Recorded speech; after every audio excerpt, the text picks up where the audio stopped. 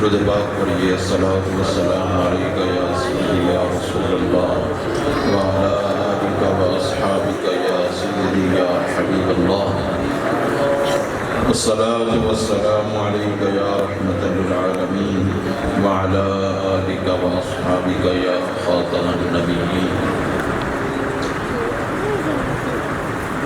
ہمارے جو مہمان خصوصی ہیں وہ تشریف لا چکے ہیں، تو زیادہ دیر میں آپ کے اور ان کے درمیان حائل نہیں رہوں گا، صرف 10-15 منٹ چند باتیں آپ کے سامنے گوش گزار کروں گا۔ اللہ رب العزت مجھے حق بیان کرنے کی توفیق عطا فرمائے، آمین۔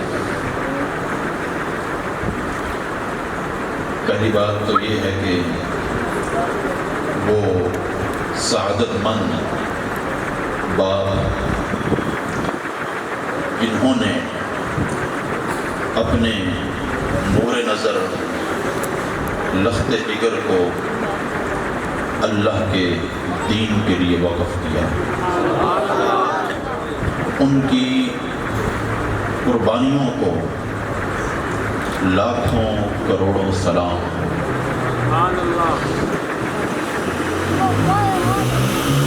کیونکہ جو دور گزر رہا ہے، اس دور میں اپنے بیٹے کو دین کے نام پہ وقف کر دینا یہ کوئی معمولی چیز نہیں ہے۔ لوگ تو ایک منٹ، چند پیسے دین کے نام پر آج دینے کو تیار نہیں ہے، حالانکہ اللہ نے تو قرآن میں یہ کہا ہے وَسَارِعُوا إِلَىٰ مَغْفِرَةٍ مِّن رَبِّكُمْ وَجَنَّةٍ عَرْضُهَا السَّمَاوَاتُ وَالْأَرْضُ، کہ تم اپنے رب کی طرف، اپنے رب کی مغفرت کی طرف اور جنت کی طرف تیزی سے لپکو، تیزی سے بھاگو، تیزی سے دوڑو۔ بلا تشبیہ و تمثیل ایک مثال آپ کے سامنے رکھتا ہوں۔ ایک طرف ایک 5 روپے ہے اور دوسری طرف 5 خرب ہے، تو 5 روپے کو جو حاصل کرنے کی کوشش ہے، کیا وہ زیادہ ہے یا 5 خرب کو حاصل کرنے کی کوشش زیادہ ہے؟ عقل مند انسان کون ہے جو 5 کو تو چھوڑ دے گا، کوشش ہی نہیں کرے گا اور دوسری طرف جائے گا؟ یہ کوئی تشبیہ نہیں دے رہا، بلا تشبیہ و تمثیل۔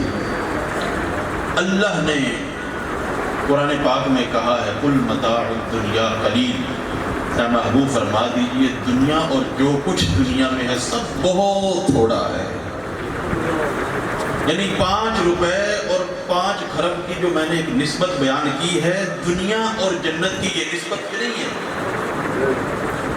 دنیا اور جنت کی یہ نسبت نہیں ہے، کوئی نسبت ہی نہیں ہے دنیا اور جنت کے درمیان۔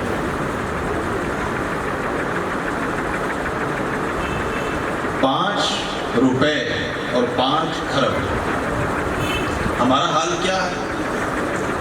دنیا کو حاصل کرنے کے لیے بھاگے جا رہے ہیں، بھاگم بھاگ ہے، دوڑ لگی ہے، اور اس جنت کو لینے کے لیے جس جنت کی چوڑائی آسمان و زمینوں کے برابر ہے، اس جنت کو لینے کے لیے ہماری کوئی کوشش ہی نہیں ہے۔ تو آج کے اس دور میں جن والدین نے اپنے بیٹوں کو دین کے نام پر، قرآن کے نام پہ قربان کیا ہے، یقیناً لاکھوں سلام ہے ان کی اس قربانی، ان کو جو اجر ملے گا، ان کو جو عزت ملے گی کل قیامت کے دن۔ بیٹھ میں 2 منٹ، میرے پاس منٹ ہی کم ہے، میں تھوڑا سا توجہ ہٹ جاتی ہے۔ تو ہماری کوشش اس کی طرف ہونی چاہیے قرآن کے لیے، ان کو جو اعزاز ملے گا والدین کو، اس اعزاز کا تذکرہ حدیث مبارک میں آتا ہے اور آپ سنتے رہتے ہیں تو کل قیامت کے دن حافظ قرآن کو کہا جائے گا کہ جنت کی سیڑھیاں چڑھتا جا اور اپنی منزلیں طے کرتا جا۔ والدین کو تاج پہنایا جائے گا۔ دوستان محترم، یہاں ایک بات قابل توجہ ہے،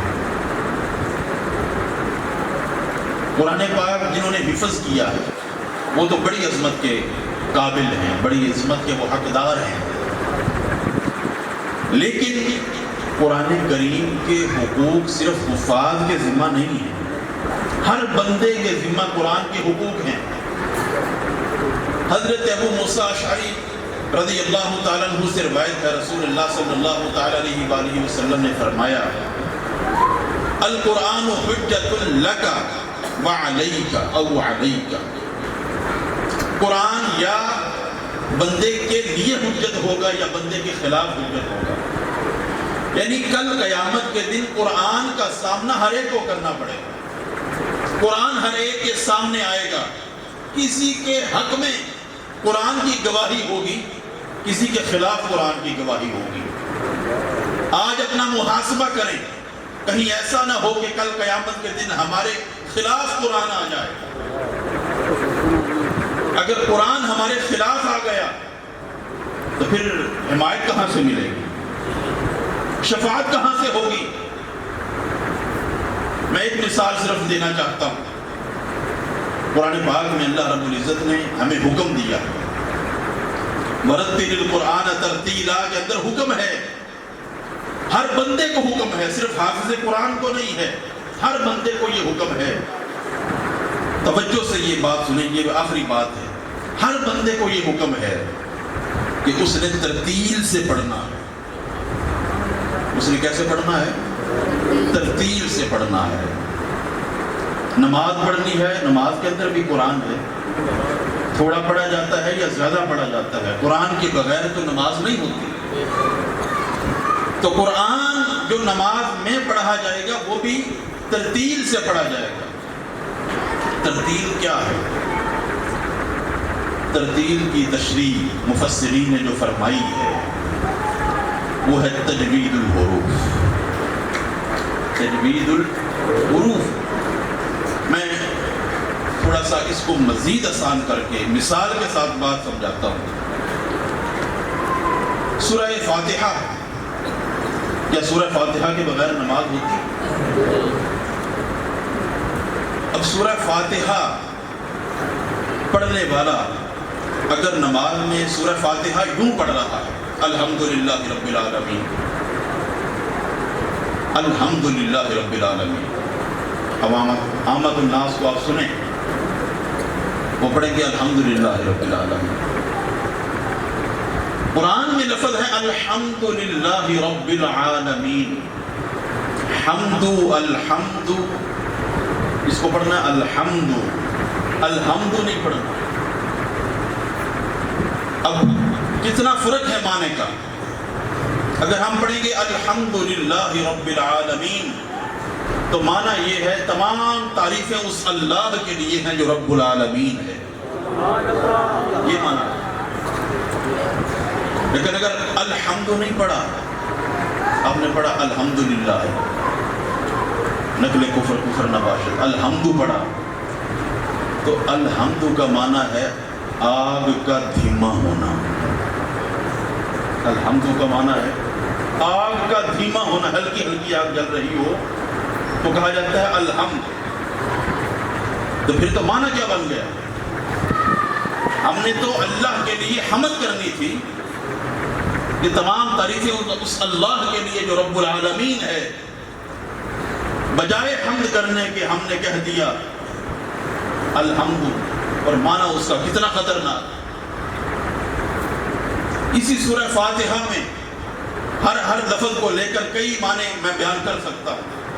الرحمن الرحیم نہ پڑھے، الرحمن الرحیم پڑھے تو معنی اور ہے۔ اہدنا الصراط المستقیم نہ پڑھیں، اہدنا الصراط المستقیم پڑھیں تو معنی اور ہے۔ صراط الذین انعمت علیہم یہ نہ پڑھیں، صراط الذین انعمت علیہم پڑھیں تو معنی اور ہے۔ غیر المغضوب علیہم ولا الضالین، یہ نہ پڑھیں بلکہ پڑھیں غیر المغضوب علیہم ولا الضالین، تو معنی اور ہے۔ ہر بندے نے سورہ فاتحہ کو پڑھنی ہے نماز میں، پھر سورہ اخلاص پڑھی جاتی، صرف ایک معنی سورہ اخلاص سے بیان کرتا ہے، قل هو اللہ احد،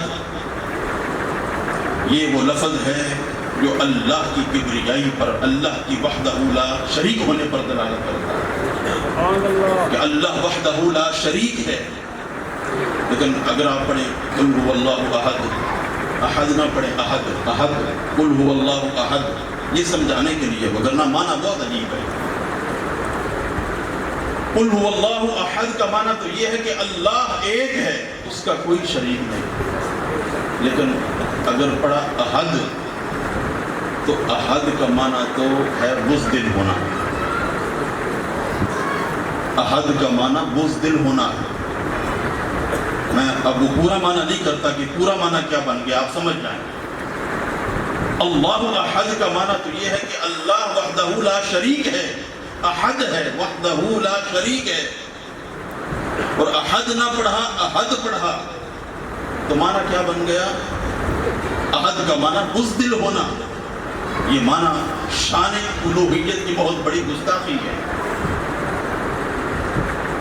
اعلیٰ حضرت عظیم البرکت نے کہا ہے، فتاویٰ امجدیہ میں بھی موجود ہے، بہار شریعت میں ہمارے مشائخ نے فتاویٰ شامی کے اندر موجود ہے کہ جس بندے کا قرآن صحیح نہ ہو اور وہ قرآن صحیح کرنے کی کوشش بھی نہ کرے تو جتنی نمازیں پڑھیں گی وہ نمازیں ضائع جائیں گی، کیونکہ نماز کے بغیر تو، قرآن کے بغیر تو نماز ہے ہی نہیں۔ انہوں نے کہا ہر دن کوشش لازم ہے، جس دن کوشش نہ کی اس دن کی نماز نہیں ہوگی۔ تو یہ جو ہم نے گلدستہ تیار کیا ہے، اس گلدستے کا یہ نور ہوگا کہ جہاں جہاں لوگ آپ کو ملیں گے، جہاں جہاں لوگ قرآن سے ہٹے ہوئے ہوں گے، یہ گلدستہ ایسا ہے جو ان کا قرآن سیدھا کرے گا۔ جنہوں نے اس کے اندر حصہ ڈالا ہے، اہل محلہ نے حصہ ڈالا ہے، ہمارے منتظم اعلیٰ نے حصہ ڈالا ہے، اتنا خوبصورت گلدستہ تیار کیا ہے، اس کی روشنی پھیلے گی۔ جنہوں نے حصہ ڈالا ہے ان کی قبریں بھی روشن ہوں گی، لیکن لمحہ فکریہ اس نقطے کی طرف ہے جس کی طرف میں نے آپ کی توجہ دلائی ہے، اس پر سب کو غور کرنا ہے۔ اللہ رب العزت ہمیں قرآن کو صحیح پڑھنے کی، قرآن کے حقوق ادا کرنے کی توفیق عطا فرمائے۔ وما علیہ الا البلاغ۔